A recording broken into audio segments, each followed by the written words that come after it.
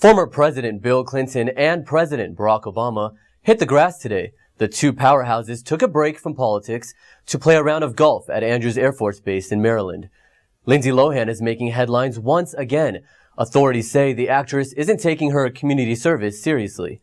All that and more in a bit, but first, with hit movies like Twilight and popular television shows like True Blood, the vampire brand has become a billion-dollar industry in Hollywood. Capitalizing on the phenomenon, studios are taking a bite out of the action. But what makes these blood-sucking characters so appealing? First, there was Count Dracula and Lestat. More recently, Angel, Edward Cullen, and Damon Salvatore. As their names changed, so did their image. What was once scary and haunting is now young and sexy, capturing the hearts of audiences everywhere. I caught up with my friend Kat Graham, who stars in the CW series The Vampire Diaries, and she told me about her experience being part of the vampire scene. What is the fascination with vampires? There's a few different things, and I get asked that question a lot. So I would definitely say there's a sexiness to them.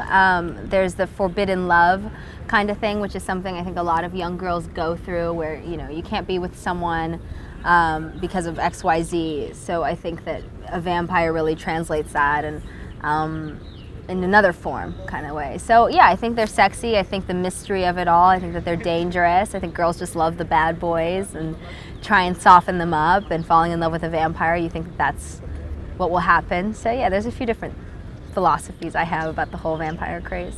Vampires used to wear black capes, fangs, pale makeup, because those things were scary. Are vampires scary anymore?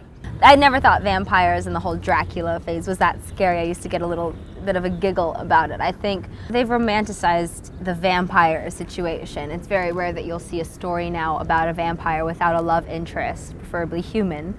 I've definitely seen that change, where a vampire used to be sort of an isolated caricature of this demonic form, and now it's just one of the guys or one of the girls, and they're very much a part of the human race, and their relationships are very much like the relationships that boyfriend and girlfriends have, or two best friends have. So I think that when evil is embodied in a very, very unassuming form, that it creates a bigger sense of fear than like the big cape and the fangs, and it's like, hey, guess what, I'm a vampire. Like, no, we got that you're a vampire, thanks. Like, the mystery's over. Because they could be you.